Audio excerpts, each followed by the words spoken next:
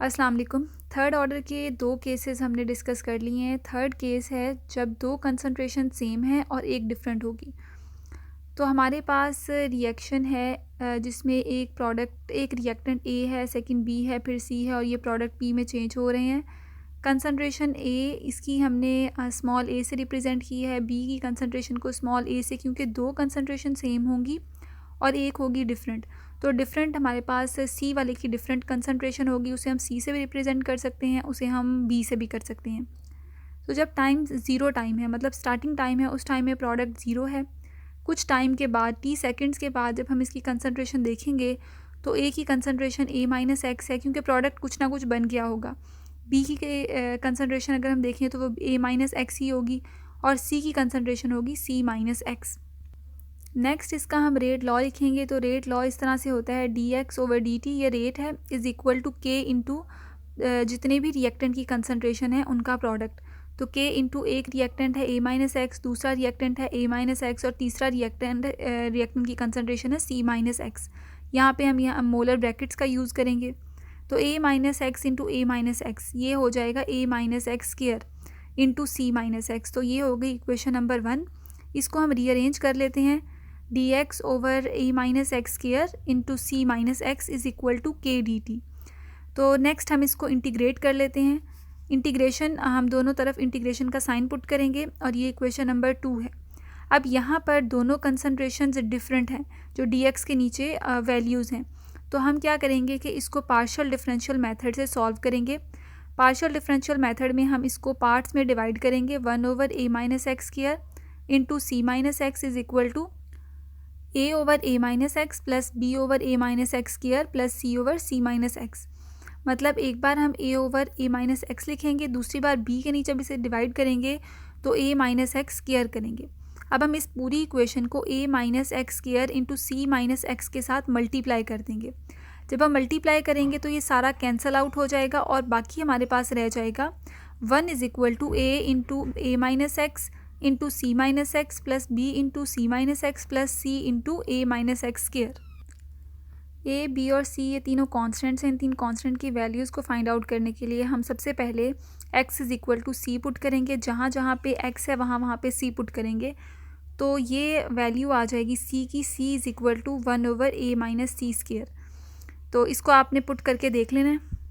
Next हम coefficients को compare करेंगे। उसे कंपेयर करने के लिए वही इक्वेशन मैंने दोबारा लिखी है।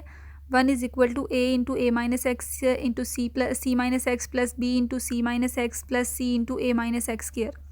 अब हम इसको मल्टीप्लाई कर देंगे, मतलब a into a minus x into c minus x, इसको आपस में मल्टीप्लाई कर देंगे, प्लस बी को सी माइनस एक्स के साथ मल्टीप्लाई करेंगे और ए माइनस एक्स का स्क्वायर है, इसको ओपन करके सी के साथ मल्टीप्लाई कर देंगे।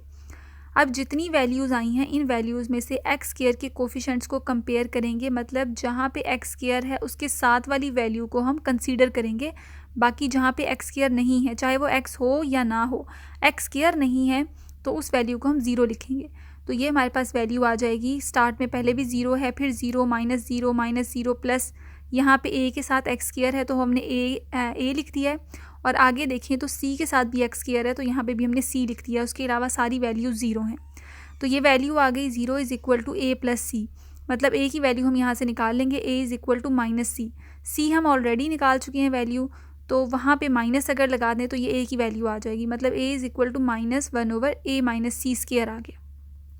नेक्स्ट हम लोग एक्स की कोफिशेंट्स को कंपेयर करें तो हमारे पास बी की वैल्यू आ जाएगी। वही इक्वेशन जो ऊपर लिखी हुई थी उसको मैंने दोबारा से यहाँ पे लिख दिया है। तो यहाँ पे जहाँ जहाँ एक्स है वहाँ वहाँ जो वैल्यूज़ हैं उसके साथ दो वैल्यूज़ हैं, एक वैल्यू है, जो भी वैल्यूज़ हैं वो हम लिख देंगे। तो ये हमारे पास है ए सी, इसके साथ एक्स है। इसी तरह ए एक्स, यहाँ पे ए आ जाएगा। फिर यहाँ बी माइनस बी के साथ एक्स है और माइनस लास्ट में -2 CA के साथ भी एक्स है। तो ये वैल्यूज़ हमने लिख दी। अब इसे थोड़ा रीअरेंज कर लें तो ये आ जाएगा b is equal to a into c plus x. हमने दोनों में से ए कॉमन ले लिया, -2 CA। अब जो कैपिटल ए है और कैपिटल सी है इन दोनों की वैल्यूज़ हम ऑलरेडी निकाल चुके हैं, तो ये वैल्यूज़ इसमें पुट कर देंगे। उसके बाद बी इज़ इक्वल टू इन दोनों का हम एलसीएम ले लेंगे, c plus a -2a divided by a minus c square. उसके बाद टोटल ये ए है -2a है तो 2a में से हम एक ए निकाल दें तो एक माइनस ए बच जाएगा। b is equal to c minus a over a minus c square. तो ये वैल्यू आ गई b की। अब a, b और c तीनों की वैल्यूज़ आ गई हैं। तो अब हमने जो पार्शियल डिफरेंशियल मेथड के लिए जो इक्वेशन लिखी थी, उस इक्वेशन में a, b और c की वैल्यूज़ पुट करते हैं। वैल्यूज़ पुट की तो ये इस तरह से इक्वेशन आ जाएगी, 1 over a minus x square into c minus x is equal to minus 1 over a minus c square into a minus x plus c minus a over a minus c square into a minus x square plus 1 over a minus c square into c minus x. तो इस equation में से हम लोग 1 over a minus c square को common ले लेंगे, बाकी हमारे पास इक्वेशन इस तरह से आ जाएगी। नेक्स्ट हम इस इक्वेशन को dx से दोनों तरफ मल्टीप्लाई कर देंगे। मल्टीप्लाई के बाद हमारे पास ये इक्वेशन आ गई है। अब हम इस इक्वेशन को इंटीग्रेट कर लेंगे दोनों तरफ हम इंटीग्रेशन का साइन पुट करेंगे। तो यहाँ पे जहाँ पे dx है इसके साथ एक इंटीग्रेशन आ गई, फिर नेक्स्ट भी dx के साथ इंटीग्रेशन है, फिर नेक्स्ट भी dx के साथ इंटीग्रेशन है, और थर्ड में भी dx over c minus x के साथ इंटीग्रेशन है। तो ये जो हमारे पास है शुरू में dx over a minus x square into c minus x integration, ये वाला जो है, ये अगर हम देखें तो स्टार्ट में जो हमने इक्वेशन लिखी थी इंटीग्रेशन, जब हमने इंटीग्रेशन का साइन पुट किया था तो वहाँ पे ये इक्वेशन इक्वल थी k इंटीग्रेशन dt के। तो हम इसकी जगह पुट कर देंगे k इंटीग्रेशन dt और बाकी इक्वेशन एज इट इज़ आ गई। अब हम इसको सॉल्व कर लेते हैं इंटीग्रेशन को। तो ये आ जाएगा सबसे पहले kt plus c is equal to 1 over a minus c square into minus d x over a minus x. इसकी इंटीग्रेशन बिल्कुल फर्स्ट ऑर्डर की तरह है, तो वो हमारे पास अगर हम इसको इंटीग्रेट करें तो ये आ जाएगा minus natural log into a minus x. तो यहाँ पे ऑलरेडी माइनस है तो माइनस माइनस प्लस हो जाएगा, natural log into a minus x plus next आ जाएगा सी माइनस ए।